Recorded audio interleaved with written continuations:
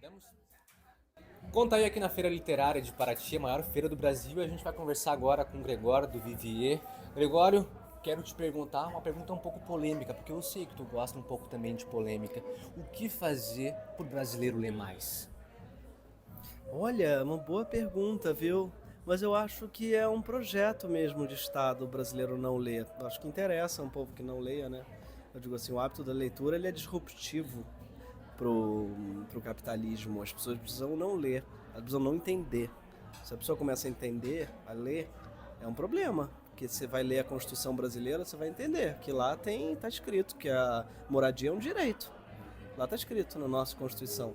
Está escrito que a água é um direito, que o direito tem direito ao bem-estar, tem direito a tudo. Está lá, está na nossa Constituição que nos rege. Ou seja, você quer que as pessoas leiam a Constituição? Não quer. Então, a falta de leitura no Brasil, a falta de interpretação de texto, que é um problema central do país, é um projeto político muito bem sucedido. Porque a partir do momento que o povo comece a ler, começar a ler, quando o povo começar a ler, a revolução é inerente, imediata. E qual o caminho para isso? Pra gente conseguir fazer as crianças. Obviamente tem que ser as novas gerações, né, cara? Porque as gerações de hoje, né, é difícil.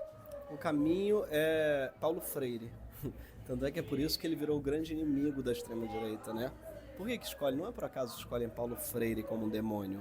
É que Paulo Freire ele pregava precisamente isso, a educação libertadora, uma educação que ensine, né, o oprimido a lutar contra a opressão e que ensine o oprimido a não repercutir a opressão nos outros. Esse que é o problema de uma educação não libertadora, né?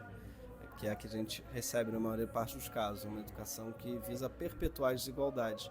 Então, Paulo Freire é uma educação libertadora, a única coisa que vai nos libertar. E não à toa a extrema-direita fala tanto dele, fala muito mais que a esquerda. Esse que é o paradoxo. A esquerda evita falar porque Paulo Freire não, porque de repente não vão gostar. Não, mas é a única saída possível, gente. É uma educação libertadora popular, integral, né, tem isso. Não adianta nada a criança ir para a escola de 8 ao meio-dia, sabe? Sem esporte, sem cultura, sem teatro.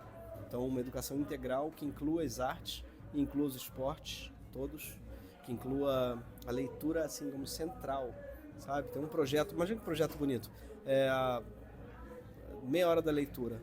Tem isso na escola da minha filha, meia hora de leitura. O que é isso? A escola inteira, de 10 a 10 e meia, para ler. O bedel, professores, o diretor, todo mundo tem que ler algo físico, não é celular. Pode ser o que quiser, pode ser revista, pode ser história em quadrinho, romance, a Bíblia se quiser. Você tem que ler, papel.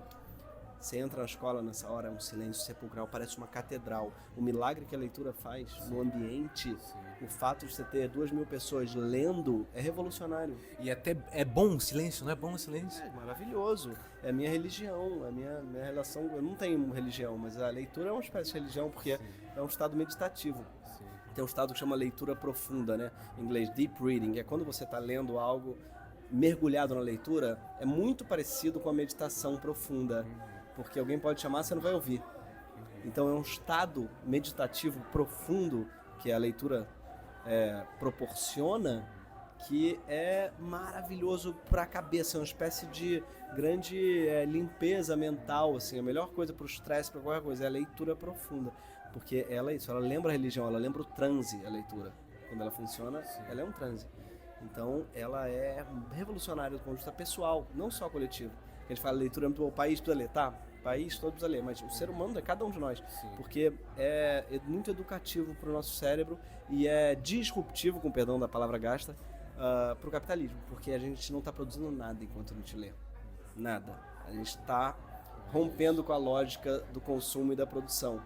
Você entra no celular, você está consumindo, está produzindo. Você está produzindo informação, você está consumindo informação, às vezes você está consumindo produtos, fazendo transações. Você está o tempo todo movimentando a economia, entrar no celular. Ao ler um livro, não está movimentando nada, a não ser a sua cabeça. Por isso que é revolucionário e é disruptivo. Cara, e a Feira do Livro, a Feira Literária aqui de Paraty, uma feira já famosa, bastante conhecida no país inteiro, a maior feira do país. Só que eu vou te dizer que vi pouca gente negra aqui na feira se comparada às pessoas brancas, né, visitando a região. Como que se faz? Há uma forma de se fazer, de tornar a feira mais atrativa e também mais receptiva para essas pessoas de classe mais baixa também, mais baixa, mais média. E aí a gente vê junto, né? A gente sabe que as pessoas negras, as pessoas pardas do país são minoria. E como é que a gente leva uma feira desse porte, para as minorias também? Pois é, a Flip ela tem uma característica que eu acho muito bonita, que ela é muito democrática, na minha opinião. Ela é praticamente gratuita, né? Quase tudo. O problema é, por exemplo, as instalações. Paraty ainda é uma cidade muito cara. Uma pousada é caríssimo. Eu mesmo estou num albergue longe pra caramba, porque foi o que a editora conseguiu pagar. É caro. Isso daí realmente exclui. Mas é um problema da prefeitura de Paraty, que é uma cidade muito excludente. Paraty, a gente acha que isso aqui é uma farra por causa da Flip. Olha que cidade aqui, bolha progressista que é Paraty. Não, não, não. Uma cidade miliciana pra caralho. O prefeito, só os dois candidatos, os três para as eleições agora em Paraty, parece uma grande festa da milícia. Então, é claro, qual é o impacto disso? O impacto disso é gente morando na rua pra caramba, que é o caso de Paraty, uma cidade muito desigual. E é uma cidade com muita especulação, com muita gente sem casa e muita casa sem gente. Se andar por aí, tá cheio de casa sem gente. Então, eu acho que você não resolve. O problema não é da Flip. A Flip, ela é, para mim, um reflexo de um problema que é do Brasil, que é a especulação imobiliária, junto com falta de política de moradia. Né? E que com falta também de uma política de turismo, que estão ligados. Porque, assim, o Brasil é um país que explora muito mal o próprio turismo. Você já percebeu? Sabia que o Brasil inteiro recebe menos turistas que Paris? O Brasil inteiro. Não é muito louco isso? Uma cidade, tá? Uma cidade, não é que não recebe pouco menos, recebe metade do país. A gente não conhecia aqui o saco do Mamanguá, a gente nunca tinha ouvido não, falar, a gente ficou ali 3 dias, mas a gente nunca tinha ouvido falar, e foi assim, acidentalmente, que a gente encontrou no Google, cara. Como é que é um lugar... o que tu falou é real. Tudo que você quiser no Brasil. Mas isso é falta de política também, eu acho. Eu acho que a culpa, se você cavar, igual a leitura, que a gente acha às vezes, brasileiro não tem hábito de ler. Como se fosse uma coisa do brasileiro, tá no DNA do brasileiro? Não tá no DNA. Tá em falta de política cultural. A gente tem, acho que um problema mesmo que é central, assim, no país.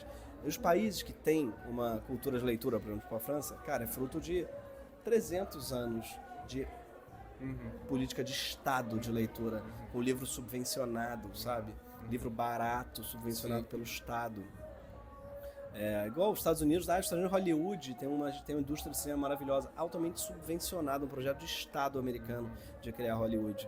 E então eu acho que a mesma coisa no Brasil, a gente precisa de um projeto de cultura nacional, sabe? O Estado precisa se engajar nisso. E falando do turismo, falando de Paraty, é a mesma coisa, não basta só ter a Flip, que é incrível, mas Paraty precisa de um projeto de cidade, né? Que vá além da especulação e da milicianização da sociedade. Então isso que você aponta, pra mim tem a ver com isso, com o preço das coisas, o preço da habitação Paraty é muito caro. Porque a Flip é de graça, quase tudo, né? A entrar lá você compra, mas eu vi um monte de coisa ali, eu não tinha crachá pra entrar na mesa principal. Vi um monte de coisa ali no telão, ótimo, vi essa mesa era de graça, quantidade de coisa de graça. Você consegue ter uma Flip, ela é democrática, o problema é a habitação. Como é que você vai ficar aqui? Como é que você vai vir pra cá? Show de bola. Gregório, muito obrigado pela atenção. Tamo junto, valeu. Sucesso prazer. aí, obrigado. Tchau, gente.